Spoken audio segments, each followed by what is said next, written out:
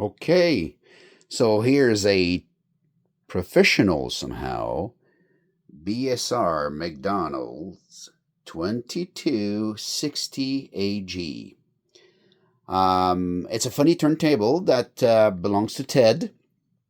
Ted is a buddy of mine, and I just clean it up and get it ready. He wanted to put it to the curb, and he was asking me, "Hey, um, does it worth keeping?" I said, "I'll make it worth keeping for you." It's a very interesting model because it has this really rather cheap tone arm.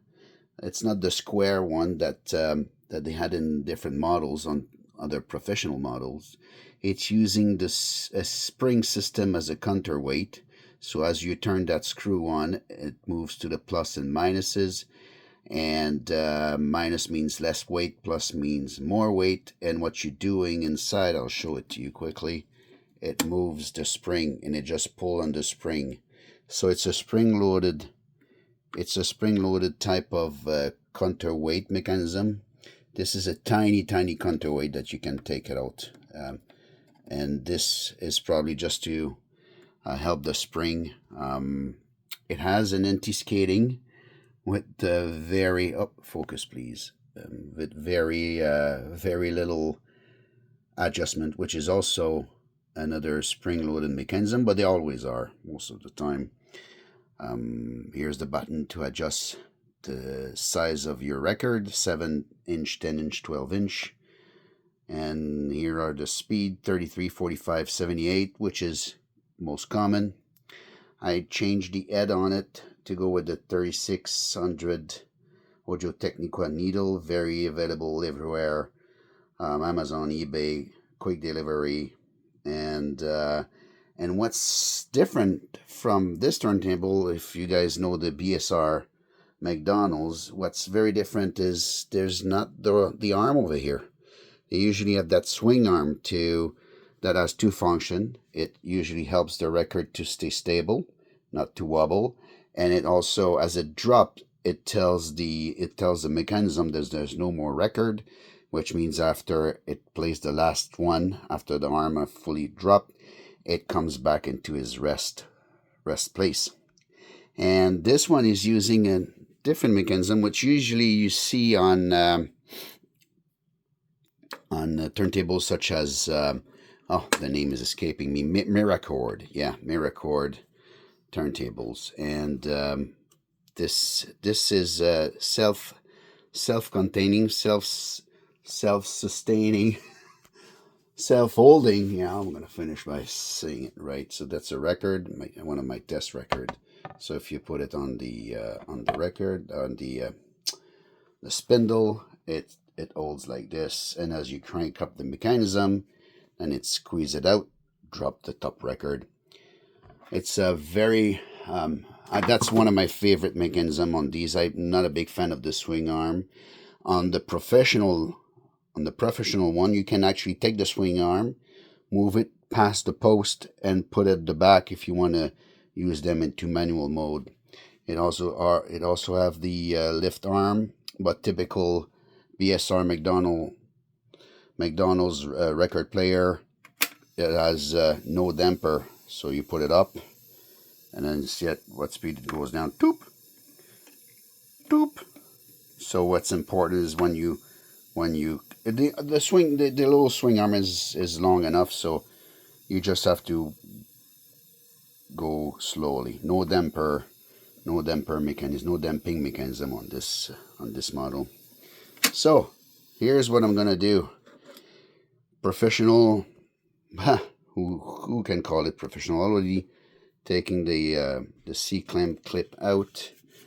It says crafted in Great Britain. It used to be made in Great Britain, but it got crafted. Okay, hang on. I'm gonna take the platter out. Okay, surprise, surprise! It's plastic. It's made of plastic, and if you see these marks over here, I don't know if the camera picks it. Oh yeah, it does. So you see marks over here, and let me see if I can see. Yep, there's another one there. So you will imagine they look a little bit like cigarette burns or something. You will imagine that this is this is due by someone didn't care, or a blade or something fell in. No, this is the result of the wire. So when people were putting them away, they were wrapping the wire all together, putting on the platter, and then it sits like this. And plastic, this is soft, so it must contain more oil or something in it. I won't know the chemical composition, but it's what it does, it melts the plastic over time. You can actually also see it. I'm gonna flip it over. You can also see it here. So as they put it in, they drop the wire like this in, and then you can see it marked exactly like this. So what was wrong with it? Right now the cover was broken. The hinges, they have no hinges. It just sits and hold at the back. The back was broken. I'm going to show you how I fixed it. And then the first thing I'm going to do, I'm going to take this plastic platter and I'm going to replace it by an old one that I have fully metal. I painted it in a long time ago. I put that damping paint on it because I wanted to take out that dong dong sound, and I also put tons of, it's a special silicone that becomes hard. It's almost like a glue, and I put that just to take it's very damp now. It goes poop, poop, poop. Before it was like a little bit like a bell, and that's a modification on this. This is heavy. This is very heavy, and that's the one I'm going to be dropping in here again with the hold on, I'm going to pause. Okay, so now it's installed. Okay.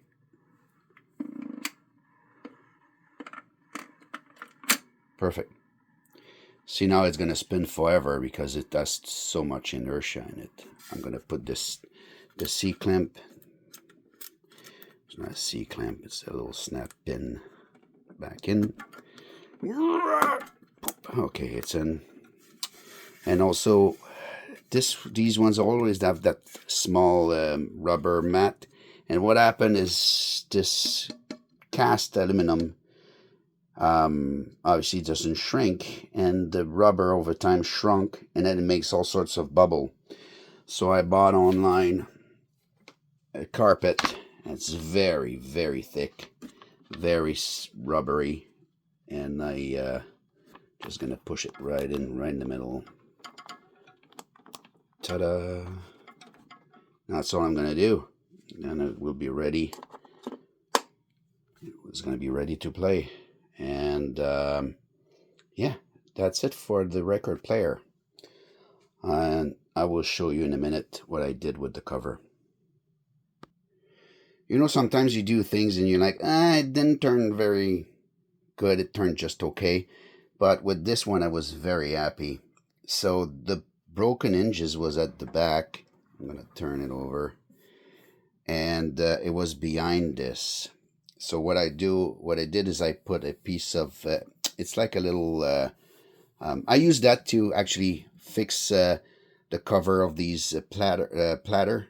I will take the old carpet out, or the old rubber, and I'll put this and just use a razor blade to cut around. And I'll show it to you guys in another video, but I just use that, make it sharp. It's very clean. I wanted to do it with vinyl. I tried first and didn't work very well. So there's a little hint, there's a lever on the front. I will open it like this. So what was happening here at the back, behind, because of the pressure that these hinges are getting, well, call it hinges, but it's just a piece of plastic, that hard plastic that pushes into these two holes. It has broke the plastic at two places. So I cut the piece of plexiglass and I glued it down and clamped it. And I used just a crazy glue, and I put the entire tube and I clamped it so it went like almost mirror underneath. There was glue everywhere, and I put that piece on the top. At first I put a piece of mirror-like vinyl, and you could see a little bubble. It was a bit tacky, so this was just nice. it turned out actually very, very good. So now that I'm telling you what I think happened, what may also have happened is maybe someone, we just saw that the wire was stuck in there, so maybe someone put the wire, closed the lid, and as they were closing the lid, they actually broke the back at two places. But nevertheless, it's solid. It will never be more solid than this behind this piece of plastic, and it looks fairly new. Now, if he wants to take the scratches out, you have these buffing material, kind of what's it called? Mothers. You have all sorts of scratch remover product, but it's very clean. I wouldn't even touch it. I think it looks gorgeous. So let's give it a spin. Okay, so let's open the lid from the lid handle. Why putting your finger on each side if there is a lid handle? You know, the engineers put it there for us to use. It's very clean, very beautiful. I'm gonna remove the plastic cover of the needle. It's a little piece. So if you start carrying it and it gets out of his holding, it start bouncing, breaks the needle. No, just put it there. That's it. And actually, that's the holder for this mechanism, which is strange because you can see that it was meant for the one that has the big rectangle 45 adapter in there. But hey, they made it a different model. So McDonald's, BSR McDonald's were the king of making bazillion turntables, and they had like probably 100 different parts, like 4 or 5 different arms, maybe 4 or 5 different spindles, 4 or 5 different buttons. Look at it here, look at it there, and then it was dependent who the manufacturer wanted. So RCA says, hey, what's the point of making it? I'll buy it from you, but I wanted the arm to be this and this and that. So you will find these different variants with different numbers that look different because of all the different combinations. So I'll take this RCA vector record. I'll put it on the spindle. You can stack up to 1045s. Not on, well, if you use the little spindle, yeah. But I wouldn't put more than 5 of these 12 inches. Here we go. So it's a 33 1/3 speed. The size is a 12-inch. There we go. Then we're gonna get it going. Full speed. I'm gonna engage automatic. Going up.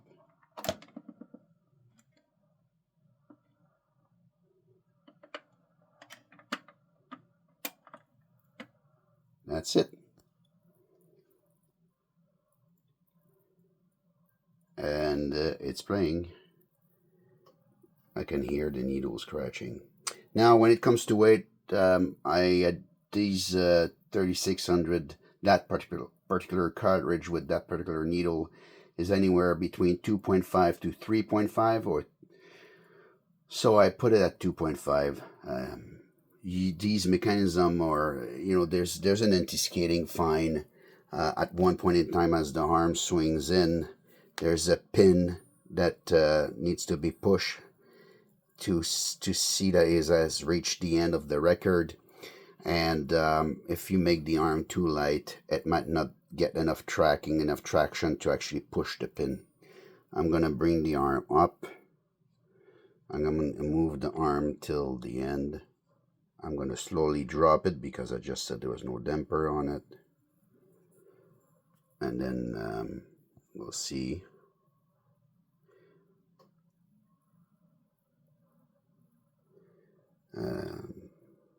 Is it how much more music do I have before it gets there? I should be getting close. So I also adjusted the anti-skating at 2.5. Well, I put it between 2 and 3, thinking that this was 2.5. That's the rule of thumb. If you put 3 grams on the needle, then you put the anti-skating at 3. Here we go. Here she goes. And goes it up.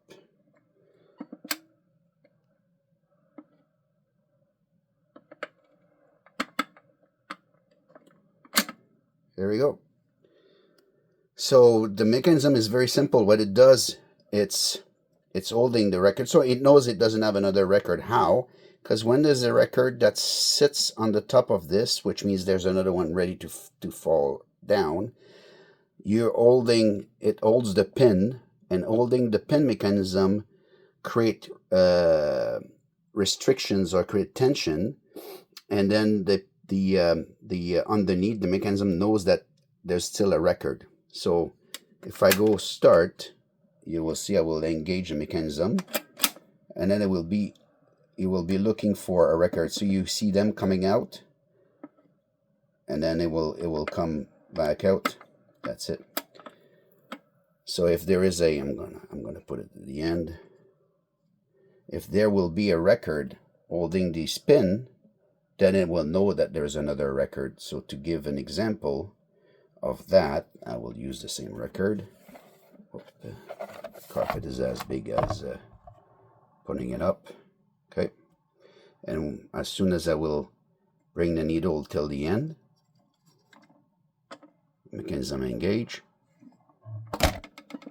the arms comes back, and then it knows that there's another record, so it will come back. Oh. So that's it. Okay, take two because I look like a liar. So engage the mechanism, spin goes up, holds the top record, open the pins at the back, record goes in, needle will go in, boom, it plays. Fantastic. I'm going to bring the arm up. I'm going to push it till the end until it captures. More, I guess. There we go. It's coming out. Then you should know that there was one. Yes, correct. That's it. Now I'm going to go up. I'm going to go till the end. And then it should know that there's no more record, because the pin will go fall out like this. And then the arm will go into a stop. That's it. It works. Yay! All right. While watching the video, I noticed that the record was actually hitting the arm. So underneath there's a screw that you undo to adjust. So there's two things. When you manually says next or auto, what happened is it will swing all the way out. The record will fall. It's fine. But when it look into the end of the record, when it goes into the last running groove, and then it moves, I noticed on the video that the second record was hitting the arm. Boom. But it was fine because the mechanism brings it back and puts it back at the right place. But I didn't like that. I didn't want any scratch to happen in the back of the end of the record. So I have adjusted it. So now if I go here, get the thing going, engage to start. I put the protection on the needle. Doesn't really matter. Oops. Okay, now it's placed. So now you can see the effect of the anti-skating, which is around 3. It seems a bit high. Usually it sits about in the middle, so I'm gonna remove it a little bit. Okay, and now I'm gonna push it with my fingers. It's floating, right? It's not.